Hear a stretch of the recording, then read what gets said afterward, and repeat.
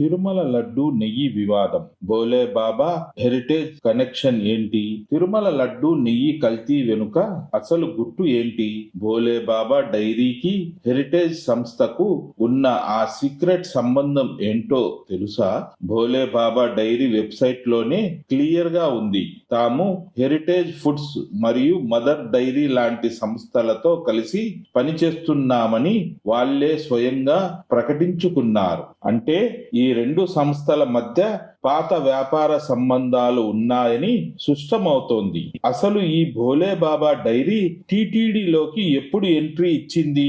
2014 నుండి 2019 సంవత్సరం మధ్య టీడీపీ హయాంలోనే మొదటిసారి వీళ్లు నెయ్యి సరఫరా టెండర్లు దక్కించుకున్నారని ఈ రిపోర్ట్ చెబుతోంది. అప్పట్లోనే ఈ సంస్థకు లైన్ క్లియర్ అయిందన్నమాట.